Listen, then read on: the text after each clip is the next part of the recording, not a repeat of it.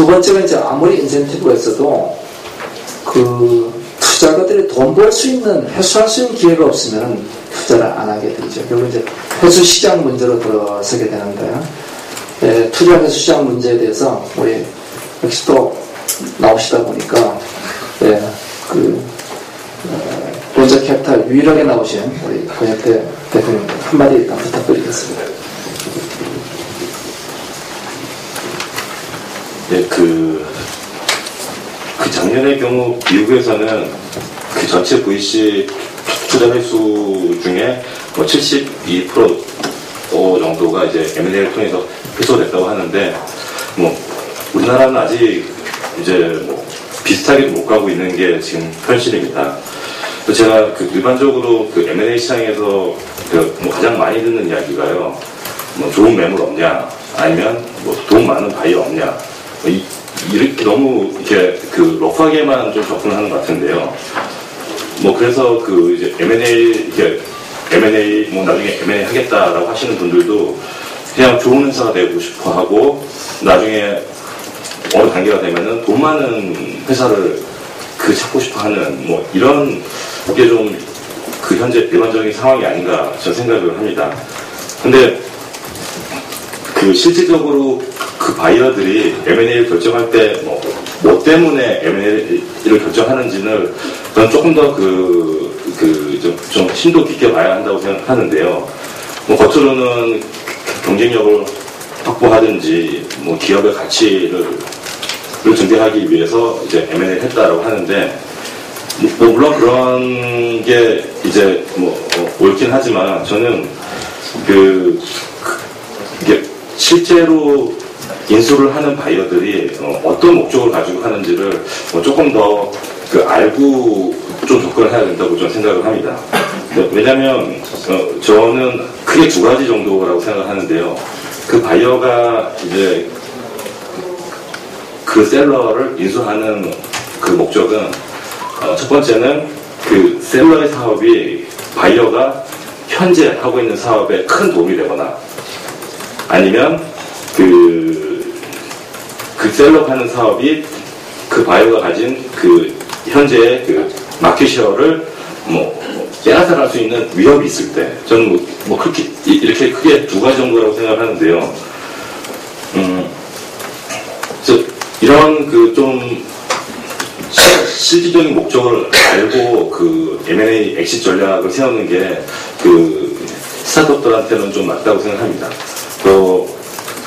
그 스타트업 기업들이 이제 시장에 진입할 때 그냥 이제 시장의 니즈만 생각하고 좀 시작을 하는 경우가 많은데, 결국은 그 시장에 진입해서 누구와 경쟁하는지, 그래서 그 사람들을 내가 인수할 수도 있고, 아니면은 내가 이제 인수될 수도 있는데, 좀 그런 경쟁적인 구조 안에서 M&A 전략을 좀 세우는 게 좀 맞다고 생각하고요.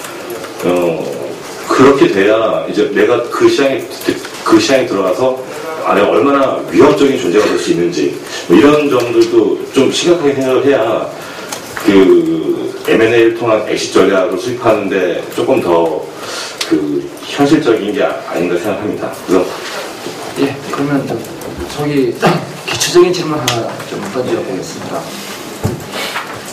미국이 이제 통계에 따라서 매년 다른데 70%에서 90%가 M&A로 회수를 하고 10에서 30%가 IPO로 회수를 한다. 그리고 중간 회수 시장이 대단히 중요하다. 여기까지는 좋은데, 왜 중간 회수 시장이 M&A 형태의 시장이냐? 왜 그것이 M&A 시장이 아니고 세컨더리 마켓이라든지 여러 가지 3부 시장 이런 규모 형태가 아니고, 왜 미국의 중간 회수 시장은 M&A 형태를 띠고 있는가? 그 점에 대해서 설명 좀 부탁드립니다. 예, 제가 이것도 좀 개인적인 생각이긴 한데요. 이제 영어로 M&A는 merger and acquisition이라고 하고, 한국말로는 인수합병이라고 하는데, 그 이유들은 잘 모르시더라고요. 네. 전반적으로 미국은 합병이 많기 때문에 M&A라고 하고, 한국은 인수가 많기 때문에 인수합병이라고 하는데요. 이제 미국에서는 합병조차도 엑시트의 한 방안이기 때문에 좀 합병을 좀 더 많이 하는 그 비율이 좀 올라가는 경향이 좀 있다고 생각합니다. 그래서 일반적으로 스타트업 하시는 분들은 저희가 쭉 만나보면은 뭐 좀 비슷한 아이템들이 굉장히 많으시거든요. 근데 여기는 이런 점이 강점이고 여기는 뭐 이런 점이 강점인데 그 두 회사가 일단 합병을 하면은 좀 뭐 훨씬 더 시너지, 뭐 실질적인 시너지를 낼 수 있는데 좀 그 합병에 대한 그 문화가 아직 좀 조성되어 있지 않아서 아직 이제 M&A에서 M 부분이 좀 활성화되지 않아서 그 비율이 좀 낮지 않나 이렇게 생각합니다. 예.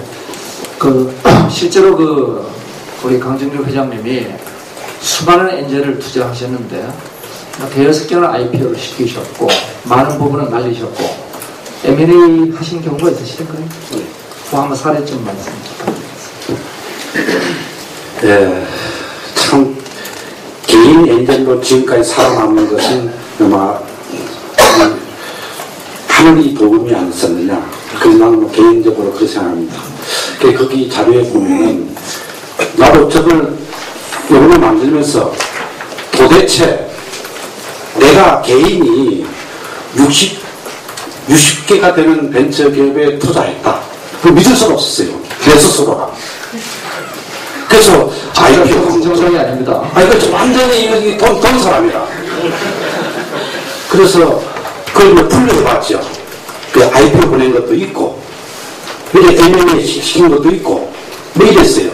그래서 내가 엔젤이라는 명함을 줄 적에 상대방이 보고 당신 뭐 하는 거요? 간단하게 설명이면은 나는 묘목 장사합니다. 나무를 키워가지고 이것을 필요로 하는 사람이 있으면 사가도록 이래 한다 이럽니다. 그게 무슨 말이냐? 그 자료에 보면은 지금 방금 이 이야기하고 같은 겁니다. 질문하는 거. 내가 대덕에 있는 카이스트 인공위성 센터에 연구원 8명을 데려가지고 부산에 데려가가지고 부산시청에서 시장님 모시고 시청에서 창업을 했어요. 그게 벤처기업 2호 엔젤 한 12명이 자원금 5억을 만들고 투자해줬어요. 그 애들은 불알만 찼으니까. 그래서 지분을 50대 50으로 나눴어. 그래서 내가 대표이사라. 그래서 잘 나갔어. 성공한 기름으로 갔습니다. 성공할 쯤 되니까 그 성공이라는 것은 엔젤 투자가가 투자해가지고 창업을 해서 몇 년 지나서 벤처기업 VC들이 투자해 주겠다. 그 결정나는 순간 이거는 성공입니다. 엔젤 입장에서는. 안 그렇습니까? 그래 벤처기업 중소기업 진흥공단 이런 데서도 20억 투자해 주겠다. 다른 데서 투자해 그 벤처기업도 투자해 줬어요. 돈이 빵 생겼어. 이게 지금 회수시장하고도 관계되는 겁니다. 너는 여기에 인큐베이터 하시는 분이라든가 관련된 교수님이라든가 예비 창업자를 교육을 시켜야 됩니다. 엔젤 감소의 원인 30%가 예비 창업자의 정신에 있습니다. 엔젤 투자가들을 바로 취급하는 거예요. 처음에 돈을 받기 전까지는 뭐 감이라고 때려듯이 하도 하다가 돈 자기 주머니에 딱 들어왔지요. 이거는 눈이 안 보입니다. 그니 VC가 투자를 막 해주고 뭐 돈이 쫙 있다. 그러니까 연구원들이 배워하는 거예요. 이제 엔젤들은 조용히 돌아가서 집에서 쉬세요. 우리가 잘 알아서 하겠습니다. 경영 전문가 모시겠습니다. 여기서 대모해가지고 일 안 하는 거예요. 그래서 할 수 없이 그래 좋다 너네 한번 해봐라. 그래서 나는 나왔어요. 나는 나가는 대신에 엔젤 투자금에 대해서는 엔젤들이 회수할 수 있는 기회를 주라. 나는 내일 다 팔고 나가겠다. 그러니까 기관 투자가의 배수에 적합하도록 나는 아주 나왔어요. 또 내 따라 나온 엔젤들도 그때 돈을 벌었어요. 투자금이 한 8배 정도 벌었습니다. 그런데 큰 회사가 어떻게 됐느냐? 안타깝게도 우리 이민아 회장님이 들으면 깜짝 놀랄거라. 이민아 회장님 회사에 계셨던 기획실장이라는 뭐 분이 대표이사로 왔어. 그랬어요? 1년 만에 그런 일이 또. 20억 까먹고 20억도 빚을 졌어. 그 회사가 우리나라 최초의 디지털 엑스레이 아날로그 방식에서 디지털로 만든 스타브이레이입니다. 스타, 별, 우리별 있지요. 우리별 만들던 그 연구원 밑에 있던 연구원들이 만든 회사입니다. 그 회사가 내가 엔젤이 빠져나온 다음에 1년, 2년 만에 그래도 기술을 인정받아가지고 국제적인 다국적 기업 바이다라는 회사가 있습니다. 바이다 회사라는 외국계 회사가 그 회사를 살았어요. 그러니 거기 투자한 VC들 돈 벌었을까요? 돈 못 벌었습니다. 10분의 1로 감자하고 뭐 어쩌고 저쩌고 탕감하고 하니까 없는 거지요. 그렇죠. 저 너무 흥분하지 마시고요. 그러니까 네. 자, 그러면은 또 이제 아니 그 기억에 억수가 많은데 왜 다음은 억수가 어디 말인지 아시죠? 네, 부산 말입니다. 네 궁디를 잡고. 자, 지금 그 문제를 보면 이런 것 같아요. 자, NJ를 활성화시키려면은 중간 회수 시장이 있어야 된다. 우리는 12년에 포스닥 IPO를 기다릴 수가 없다. 그럼 중간 회수 시장은 뭐냐? 놓고 보니까 미국도 그렇고 딴 나라도 그렇고 거의 다 M&A 시장이다. 그럼 여기서 우리가 이제 당연히 질문 한번 던져봐야 됩니다. 왜 중간 회수 시장은 M&A 시장이냐? 그래야지 이 문제를 좀 더 본질적으로 접근할 수 있을 것 같고, 또 실제 미국의 통계를 보면은 M&A 시장의 규모가 IPO보다 훨씬 크더라. 적어도 5배에서 10배 정도 크더라. 자, 그렇다면 여기 뭔가 중요한 부분이 있는 것 같아요. 제가 여쭤보고 있는데 한정환 교수님께서 한 수 좀 가르쳐 주시면 어떨까지? 어쩜 누가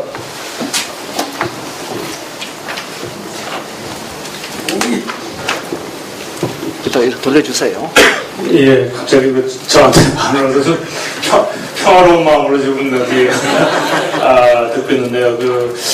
아까 얘기를 해주셨는데 M&A 목적이 두 가지가 있습니다. 보완적인 M&A가 있고 당격적 M&A가 있는데 우리는 두 가지가 잘 안 된다. 보완적으로 할 수 있는 거는 우리나라 대기업들이 그쪽에 M&A에 잠재게 되는데 굳이 M&A를 하지 않더라도 거의 M&A와 또 효과를 가지고는 종속적 관계를 유지하는 대기업들이 있습니다. 그래서 굳이 M&A를 하지 않고 중소기업의 모든 역량과 노하우를 빨아들일 수 있는 그 시장이 활성화가 안 된다는 거 하나 하고요.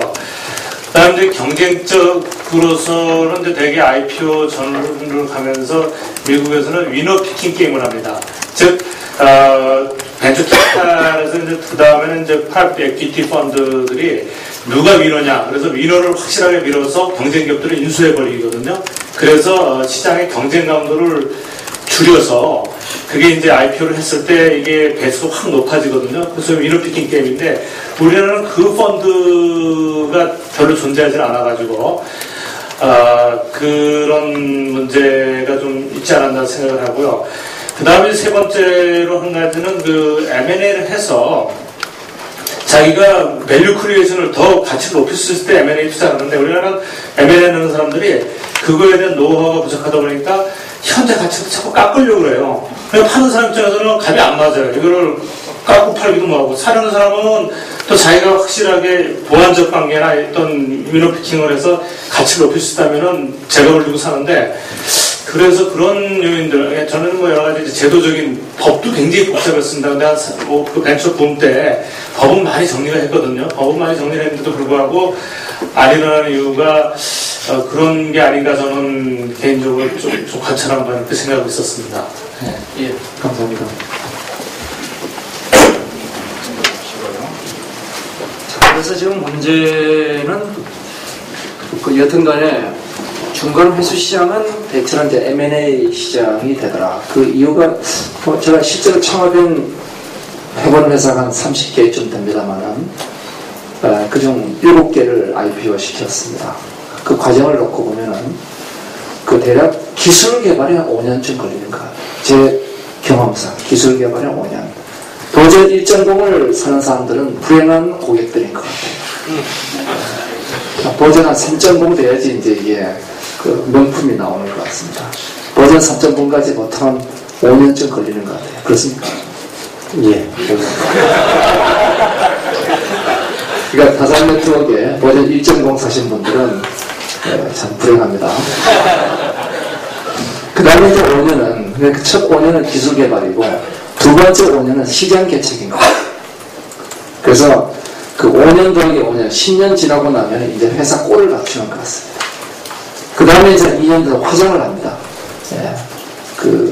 저희 투자 분석가들한테 보기 좋게 화장을 하면 12년 걸립니다. 자, 12 숫자 들어보셨죠? 이게 코스닥 상장에 걸리는 평균 기간 12년이 걸리는 이유가 여기 있는 거예요. 그래서 첫 5년, 기술 개발이 끝난 5년째 제품, 기업이죠. 5년째 기업은 결국은 잘라서 팔기가 어렵습니다. 결국 이것은 M&A 형태로 거래되는 형태가 될 수밖에 없다. 그래서 본질적으로 중간 회수 시장은 M&A 시장이다. 이렇게 결론을 내리고 그 다음 문제 들어가겠습니다.